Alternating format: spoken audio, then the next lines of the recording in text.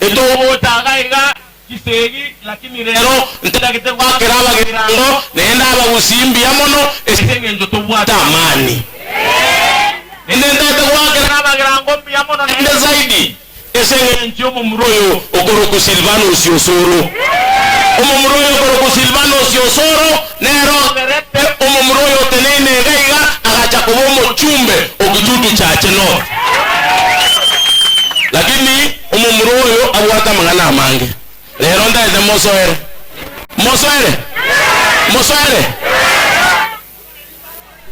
Mheshimiwa Faruk Kibet na Kimani Ichung'wah, mimi nataka kushtaki huyu Silvanus Osoro kwa sababu huyu Mheshimiwa Silvanus Osoro tukiwa bungeni huko yeye anatunyang'anya kila kitu. Ilikuwa ni barabara anatunyang'anya, ameleta South Mogirango. Stima umesikia milioni 300 ametunyang'anya, ameleta South Mogirango. Maji ametunyang'anya, ameleta South Mogirango. Kwani nyinyi ndio mnamtuma, mbona mnasherekea? Nyinyi ndio mnamtuma? Nyinyi ndio mnamtuma? Kwa hiyo tuko na shida. Yaani uko na shida zaidi.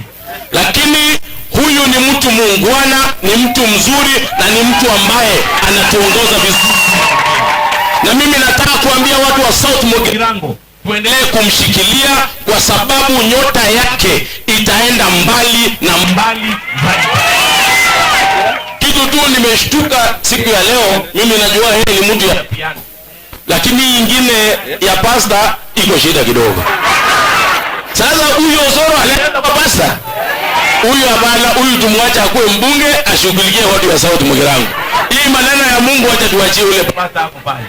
Lakini ni mtu mzuri, ni mtu wa amani, ni mtu anapenda amani na haswa anapenda watu wa South Mogirango sana na wacha azidi kuwafanyia kazi.